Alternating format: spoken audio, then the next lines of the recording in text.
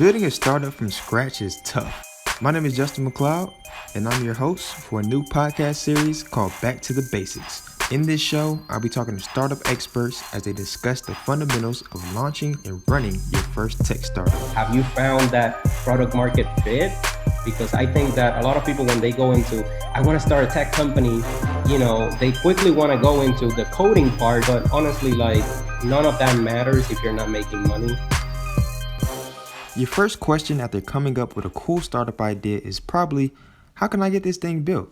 And if you're a non-technical person, this could be your first roadblock. In this episode, I sit down with Carlos Gonzalez, the co-founder of Tyrannosaurus Tech, a development agency based in Atlanta. Carlos and I will share tips on transforming your ideas into clickable prototypes, how to find your CTO, and best practices when outsourcing your development work. Enjoy the show. Just to tell you a little bit more about myself, I have a very entrepreneurial background. I would say like my first business, I was like in sixth grade, where I was actually, selling things at school and getting my toes wet there. And so it's always been a passion of mine. But then, after high school, I moved here, to Georgia from Puerto Rico. And so, here I had to kind of reinvent myself. At the same time, I was out of high school. So, I wanted to pursue, whatever was going to be my professional career. I started early on pursuing audio engineering. And so I went pretty far down that rabbit hole, went to Art Institute to study audio engineering. I didn't, finish it for some, personal reasons, but I ended up getting a internship on a local studio. And so like, that's how I basically finished my education there. I started working with first assisting artists and sessions and engineers to eventually become one of the staff engineers at the studio. And that's where I actually got to work with people like, Future and those guys when he was coming up. So, but in that around that time, I would say that was maybe 9 years ago. Um, I wasn't seeing music as the thing that was going to pay the bills for me, or that was going to give me like the type of lifestyle I was looking for. And so at that point, my entrepreneurial self, being always passionate about technology, I would say around 2007, the iPhone came out, I got it. And then a year later, they came up with the App Store. And so I started to get all of these ideas, and this was different because before I was thinking of brick and mortar businesses, but now I was thinking about digital businesses.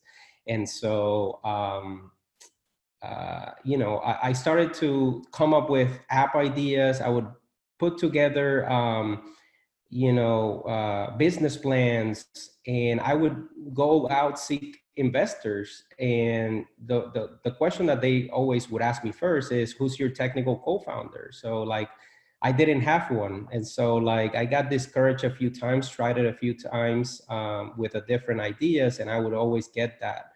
And if not, they wanted to see some traction, but, I had a very good idea, but I didn't have the know-how, for building it.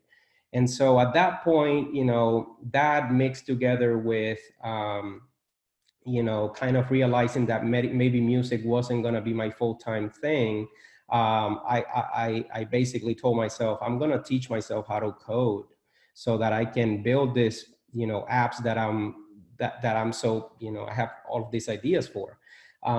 So that's how I started my journey. And so while I was engineering, I was learning how to code.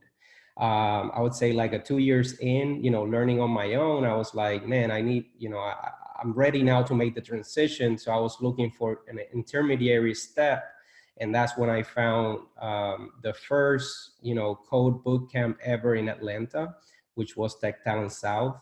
So like their first cohort ever, you know, I got in touch with them and, you know, basically told them I was interested. And when they decided to do the first one, you know, I jumped right in and did it. And so like that was, you know, on October of, I can't remember the year, and then I graduated December. And by January, I had my first job as a developer, and that was with Career Builder. So I worked with Career Builder, you know, for almost a year. Then went out into the tech scene here in Atlanta and worked with a few different startups. You know, in that process, you know, I got to work on proof of concepts for AT&T, for Harman and Kardon. And so like I was, you know, networking a ton at that time, you know, meeting a lot of people and building a lot of cool stuff. So that didn't pay much, you know, because that was kind of passion. So I needed to go back to the 9 to 5, you know, if I wanted to save up for starting my own company. And so I started working with an e-commerce automation company. And was with them for a few years. And then after that, I got to work shortly with David Cummings in one of the startups he was, you know, trying to launch at the time. And so in working with David Cummings and being right next to him and seeing how he goes about like, you know, customer discovery, bringing people in the room and having, you know, very intentional conversation, I was like, man, like, I want to go back and start this. And so everything came around full circle when the founder of Tech Talent South was looking to sell his share of the business. And I was looking to start my own business. And so that's how Tyrannosaurus Tech came about. So basically worked about 5 years as a developer before starting Tyrannosaurus Tech. And I've been in business with Tyrannosaurus Tech for the past 3.5 years. So yeah, that's pretty long-winded story, but you know, I just wanted you all to know a little bit more about my background. No, that's an awesome story. I didn't know your relationship with David Cummings and working with his start. What startup was it, by the way? So at the time it was called what it was called Work Great, and then that evolved into like Data Vibe, I think, and then it evolved, or Lead Time, and then Data Vibe, and then it became like I guess Atlanta Venture Studio. Yeah, yeah, man.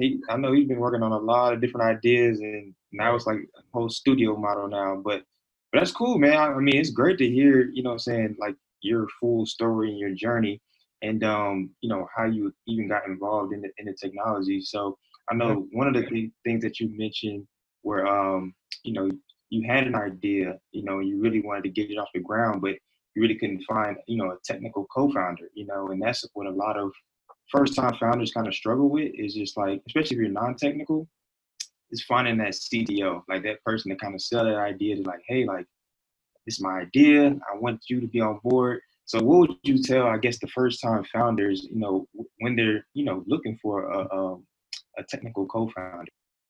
Yeah. So I think that there's a lot of ways to go about, you know, getting a technical co-founder.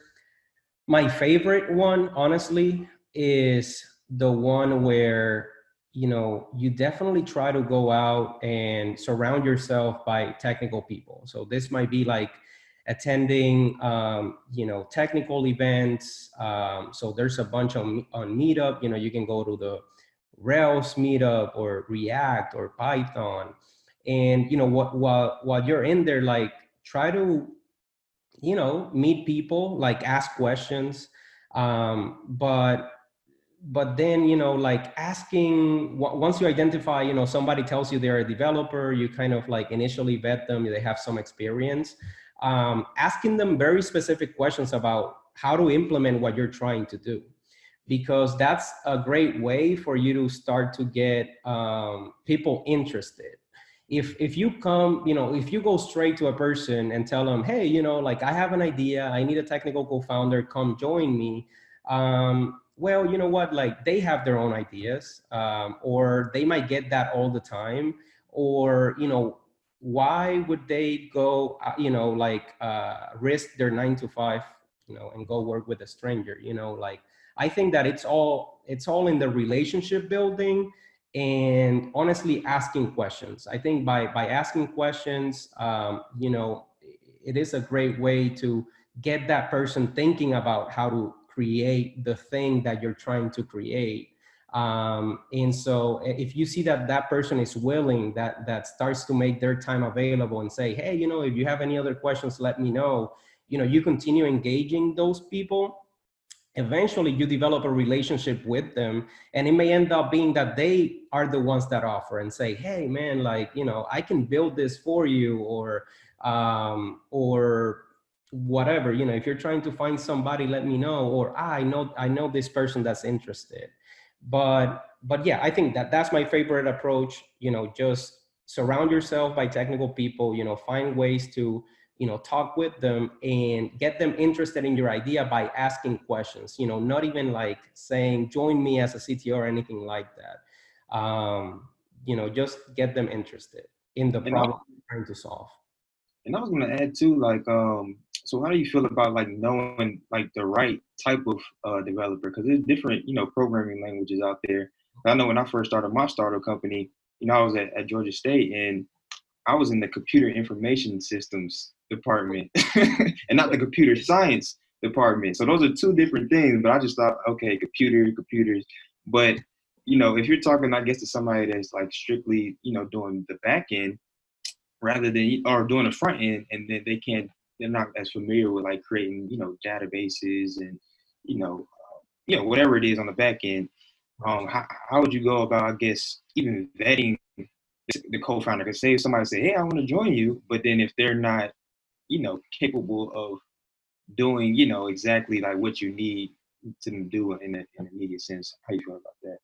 Yeah, yeah, yeah. I mean, I would say that, especially when you're starting out, there's not a lot of funds. Any help is welcome. Now, between like accepting some help and giving out equity, like those are two different things, or calling somebody a CTO. Um, I think that, going back to the point of asking a lot of good questions to these technical people that you're meeting, I think that, a lot of great questions around, like what technologies should I use to build this? And then get the perspective of different people so that you start to build a little bit of a profile, and documentation that you can look back and say, well, out of the 10 people I've talked to, like 3 of them, have mentioned React is really would be really good for what I'm doing, and AWS or Ruby, so that'll, hopefully that'll start to give you a little bit more direction in terms of, who do you need. But if you get like somebody that offers, again, like I wouldn't make anyone a co-founder just because they offered. But if they are there, if they're willing to help, then they can potentially, if nothing else, help you figure out those things, and dive in a little bit deeper. And and maybe you might say, hey, so okay, so this is the scope of what I'm trying to build, or this is what I'm trying to build. What technologies do you think I should use? And then they might list them out, and then you can get into conversations and ask them why should I pick this for a front end framework, or this for a back end framework. And at the same time that you're learning, you're starting to uncover complexities and what may end up becoming the building blocks of your platform. Right. And so kind of just to transition over to like, I guess, like, dev shops. Somebody decides to instead of going through, just having a technical co-founder, but they're really trying to move fast, or get something like more robust built out and have like a development team with the dev shop. Like, what would you say is like the biggest difference between working with a technical co-founder compared to working with entire like dev shop? Right, right. Well, the first thing that I'm going to say is, it's the people, developers that are out there that are like CTO or technical co-founder material, but more for us from the standpoint of what a startup needs, right? Because it's really hard. There's not a lot of them out there, or the ones that are have cushy jobs. Like they're not trying to leave what they're doing to work with you necessarily. So I guess all I'm saying is finding a person that is able to build your application, from design to front end development to back end development to like creating all of the database models. Like that's going to be a very, very experienced person. That's not going to be somebody that just came out of a boot camp. So that's something to keep in mind. Like when you're thinking about a technical co-founder, you need to first of all level set your expectations with what you should expect out of that person. Like you shouldn't it's not going to be the person that's going to build you what you're looking for necessarily, right? And then the other thing is that what you need today as a technical co-founder or somebody technical to do is not what you're going to need in the future. So once you get to the point where you start hiring people, and that technical co-founder that you hired, that now has equity, needs to start managing different people, different personalities. He needs to start looking for them, hiring them, giving them direction. All of a sudden their role becomes more managerial and not a lot of code is involved, right? And so that's the other thing to keep in mind. And so and taking it back to your question, working with a dev shop, the good thing of working with a dev shop specifically at the beginning is that you get a wide range of skill sets that are part of the team that you're working with, assuming that you're working with one that's on the small side, but not like one or two people, right? um, so by working with them, they have the different skill sets that are necessary to bring a product to life. And so that means that within their team they can make the necessary arrangements so that if efficiencies are gained from assigning the work that each person is best at, right? um, so if you have a budget, honestly, and you have a very well defined vision of what you're looking for, I think that a dev shop might be, a better approach.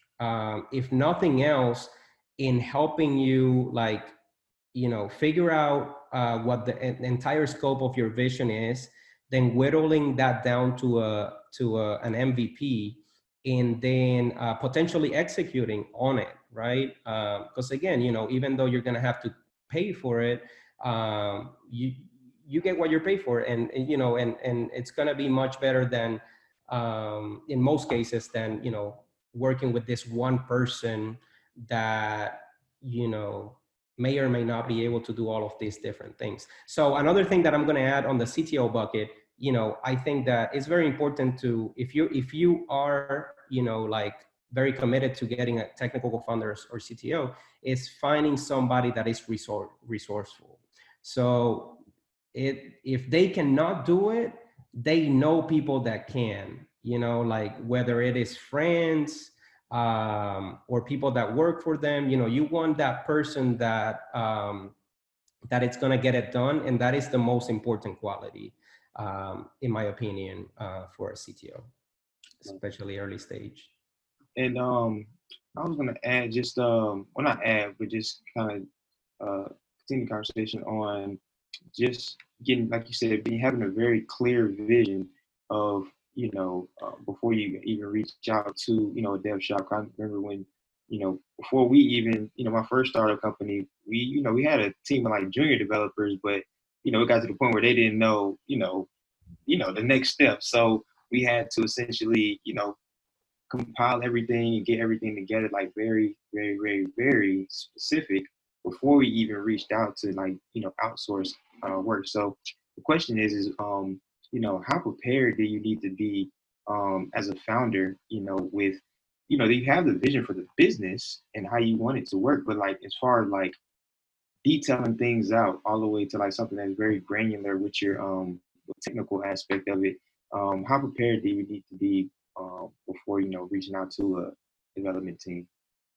Yeah. I think that, you should be as prepared as you can. That said, like, even reaching out to specifically dev shops, because like dev shops, like their job is, to develop software. And so they talk to a lot of leads. And so like it happens in my day to day. Like I talk to 90 people before I get, like the one client, right? Maybe that's, a little bit excessive, but it takes for me to talk to a lot of people before I get like a new client for a dev shop. And so like for all of the other ones I talk to, like if it doesn't work out for one reason or another, at least I ended up, pointing them in the right direction, so that they can begin to define the scope of what they're trying to build.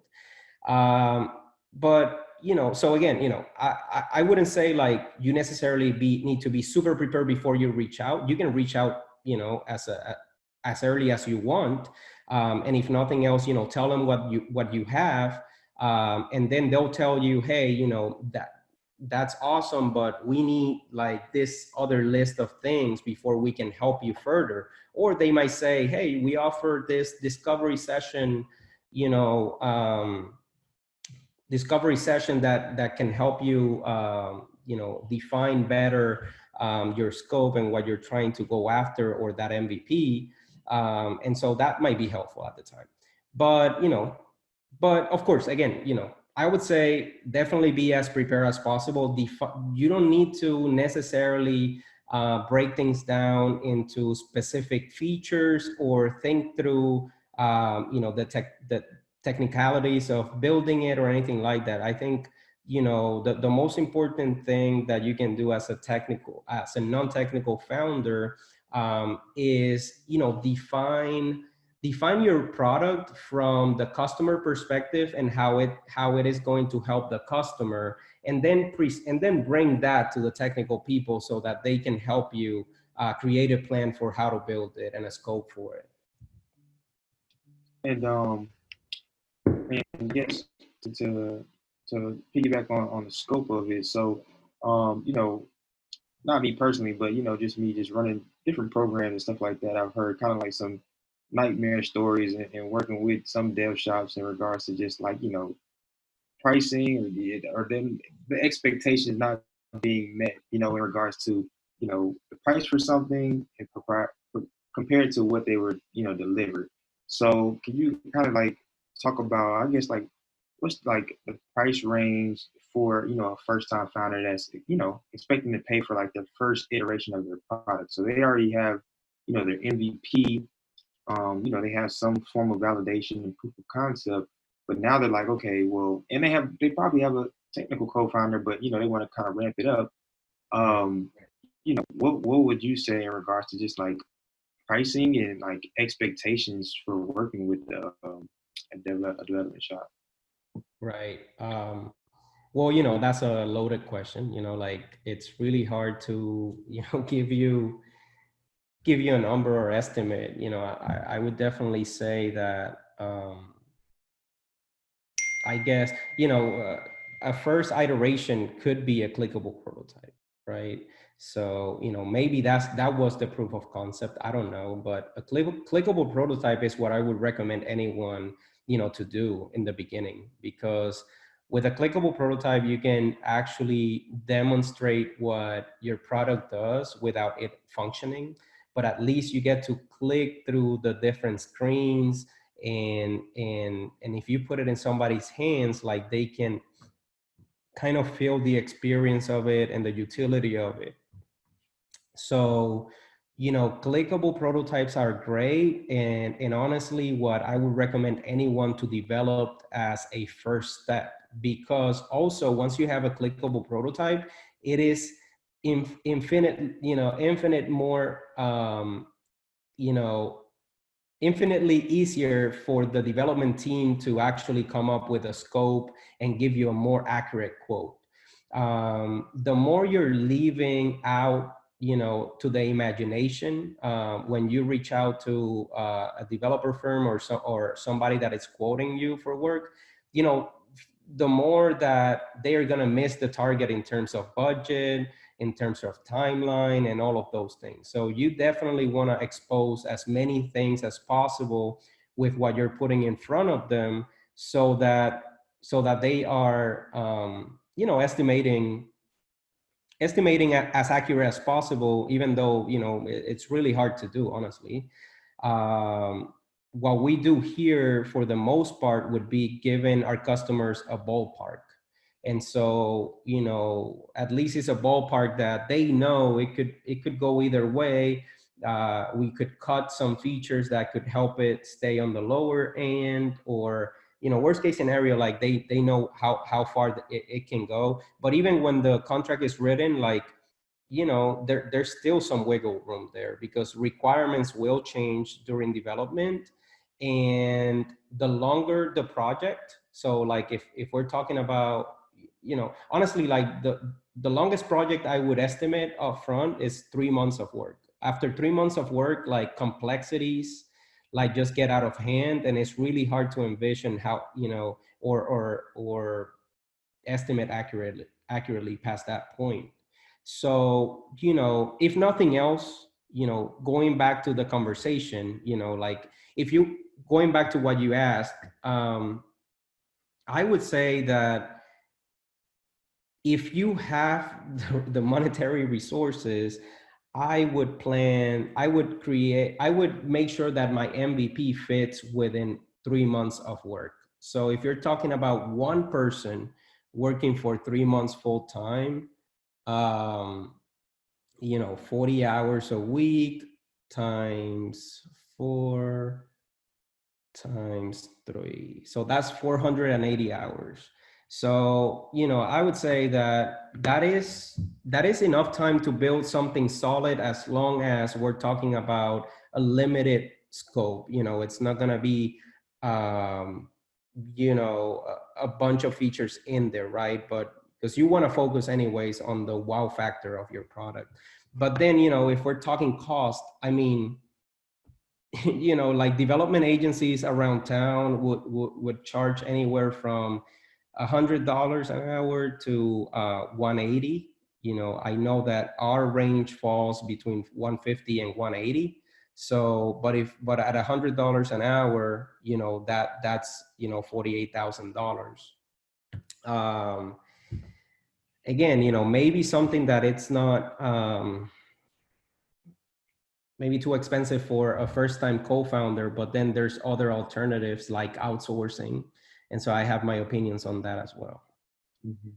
And I guess just to go on that in regards to, like, outsourcing. If a first time, well, it's two questions. Kind of like, one was like the tools that what tools would you recommend in regards to like a clickable prototype for founders? That's one that's kind of like familiar with developers, and they can kind of pass that along, so it makes it easier for the process. And then the follow along question would be, your thoughts around just like outsourcing, like getting on Upwork, or just doing stuff that's overseas and not necessarily like somebody that's like in town. Right. Well, in terms of tools for the clickable prototype, there's Envision is the one that I use, or we use here. There is Figma, there is Marvel app, and there's a few others. And to be honest, like, before, I would recommend, before you get a technical co-founder, start working with a UI UX designer and work on that clickable prototype. that would be like a very actionable, first recommendation I would give you 100%. Like, don't even like approach, you can approach like this, agencies, you can approach people, like potential technical co-founders, but honestly, don't even, don't even do it before you have a clickable prototype, because I'm telling you, like, it's gonna make all of the difference.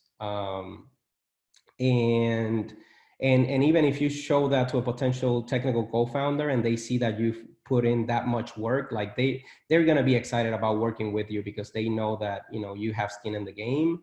But it would also help you raise funds potentially. You show potential investors, and if you bring it to an agency, like an agency is going to be able to give you a much more accurate quote. So that's one actionable thing. When it comes to outsourcing development, I would say, oh man, like a lot of thoughts around that. Like, it's mixed feelings, right? Like we've actually, a lot of our customers, throughout the years, are people that are coming to us with code bases that are a mess because they developed them, overseas. Others have actually had great experiences, but the main issue is that when you're working overseas,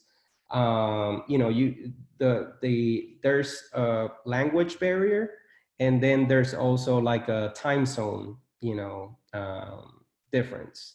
So if you're working with people in India or in Asia, like you're gonna have to, your 12 p.m. is gonna be like their 12 a.m. So you need to kind of stay up till the a.m. so that you can coordinate with them. And then if they didn't understand something correctly, then you told them, because of language barrier, what ends up happening is that they work all of that day on that feature and then send it to your way, in the morning or whenever they're done. And now it is all wrong. And so like there's a lot of back and forth.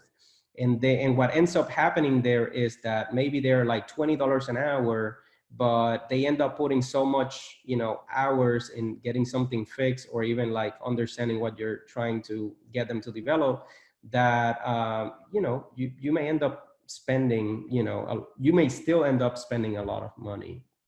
So if you're planning to work with an outsourced, development resource, I would recommend definitely put together that clickable prototype first. Once you have that, work locally with somebody technical that can help you create a scope of work for that project, a more technical scope of work. And then, once you have that, if you can get with a project manager, somebody that can help you even get, more granular about like the tasks that may be involved. And after you have all of that, then approach, an overseas job, because at that point, I think that, you're going to have the project so well defined, hopefully, that it's going to be hard for them to mess up. But guess what? They're going to still going to mess up. So, it is what it is. It's really hard to collaborate with them. I think to make it a little bit easier, you might want to choose to select a dev shop in Latin America. So like we actually use some development shops that are partners, and they are in Colombia, some in Argentina. And so there are some, really good teams in Latin America. And the good thing is that they are in the same time zone. I think that depending on who it is, you're going to still have like the language barrier potentially, but at least, it's somebody that you can work with on the same time zone. I've tried Upwork, honestly, but haven't had much success. Of course, I'm an agency, so, my requirements are a little bit different. I've tried TopTal. I haven't tried their people, but I've been involved in their process. I think that they make it a little bit easier to identify somebody, but the rate is still going to be a little bit on the high side. Yeah, I would say in terms of choosing a dev agency that it's outside of the States, the best case scenario is somebody from here recommends you to them. You know, like you find somebody local that has had success working with some overseas or, you know, onshore dev shop, and then you get them to give you their information or put you in touch with them, and that would basically that would be the best case scenario, honestly. No, that was great, great advice. And kind of just add on that as well, just like, how do you feel about some dev shops or even CTOs and co-founders working for, you know, sweat equity? So essentially, they're helping you build out. They'll probably cut the cost in regards to, like, say, from 48,000 to, hey, it's 20,000, but we will take this percentage of equity. How do you feel about some of those, you know, shops, and should founders kind of stray away from those type of shops that are looking to take equity, and then vice versa for CTO? What does that relationship look like if a co-founder was coming on for, like, sweat equity? Yeah, I would say that you know, if you're able to manage to create a situation like that, especially with a dev shop that is willing to build something for you in exchange for equity, I think that that's rare, to be honest. Like, honestly, even looking at, we've talked to a lot of people that have brought that to us, but honestly, like, it never makes financial sense. Because at the end of the day, 99% of startup fail. You know, it is what it is. We cannot, you know, pick the winners. If we could, then we would be, like, you know, investing or doing something else. So, you know, a lot of, but, you know, there could be the potential that a dev shop, you know, sees potential on what you're doing, believes in you as a co-founder, and maybe has some guys that are sitting on the bench, you know, that are not being staffed, and so, like, they can offer them to you. So yeah, I mean, if that happens, I would say, like, you know, something that I've learned, particularly with this venture, is that, man, it's really important to have a lawyer on your corner. And so if you don't know one, like, I would encourage you to start developing a relationship with a lawyer, because they are infinitely helpful when it comes to, you know, getting things down in paper, but also, like, even as you're having those conversations, like, they can help you, they can guide you, you know, through that, you know, so that you can start to do the initial due diligence and get things in place that then they can draft into an actual agreement. um, Man, I would strongly recommend that. I think that it not only protects you, but it also shows the other end, you know, that being a technical co-founder or a company, that you are serious. You know, like, if you have to ink something, you know, in writing, and this was put together by a lawyer, like, people just take things that much more seriously. So, you know, that is something that before this venture, you know, I didn't engage with much, you know, with lawyers at all, honestly. But then, you know, my partner, you know, was keen on it, you know, from the beginning. I was like, man, like, this truly makes a difference. So, um, so yeah, I would say, like, get things in writing. I think that with a CTO, like, I would always do, like, the 4 year, you know, with a cliff, you know, vesting. So, and maybe you can shorten that term, you know, if it's a really strong person. But basically, what that looks like is, you know, you negotiate a percentage of the company for that CTO. Let's say it's, you know, 20%. And so, and then once you negotiate that 20%, basically you would create an agreement where they are going to vest that 20% over 4 years.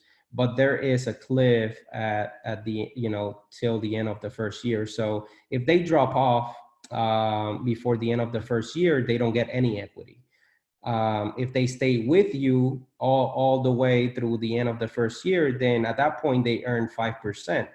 And then from that point on, every month they start earning like now you have 15%, they have 15% left to vest over another 3 years. So they're going to start earning that every month for as long as they're with the company. And then if for some reason things don't work out and they leave, you would essentially, if you worked an agreement with a lawyer, there's going to be a clause there that you can buy their shares back, and you can do that at any time whenever you want to. So yeah, that's what I would say. And then with the dev shop, like, again, you'll need to see like what are the motivations of this dev shop to do this. Like, to be honest, like dev shop margins are slim as is. Like developer salaries are very high. You need to offer them a bunch of perks so that they stay with you. The offices need to be on point. You got to pay health insurance. Like, there is a lot of overhead. Like, you got the project manager that you're not necessarily billing for her time. You got account managers, you got salespeople, like it just adds up, right? So like I would say, we for example, to give you a more concrete example, like after everything is said and done, even at those high rates that I mentioned earlier, like what we end up bringing home, ends up being more of a 15% average, in terms of net income, which, if you do your research, like that's, I would say like anything above 10%, it's kind of on the healthy side, right? But still, it's really low. So like if at the end of the day, what I'm bringing home, net income for the business, it's 15%, that's basically the wiggle room that I have to play with. So if I'm gonna, pay, the development of some startup that I really like, you can start to see how, all of a sudden, the business may end up with no income, depending on the intensity at which they're helping or contributing. So yeah. That's good. I think that was excellent. I don't think that we haven't got to the the in-depth part about lawyers and the vesting process, but I think you explained it like perfectly. Um, but I guess a couple more questions that I have, and I'll open it up for if anybody else has any questions. Um, so when should a founder go from configuring? So we had a lesson lab a couple weeks ago or last week with Morgan, and he runs Polar Notion Dev Shop, and he talked about how configuring versus customized. So configuring basically whatever's out there that's already available and kind of like piecing things together. Um, when should a founder like get to a point where it's like, okay, like I've pieced this together and now it's time to like actually start building out a fully like customized thing, customized product. Yeah. Would you yeah, what would you say?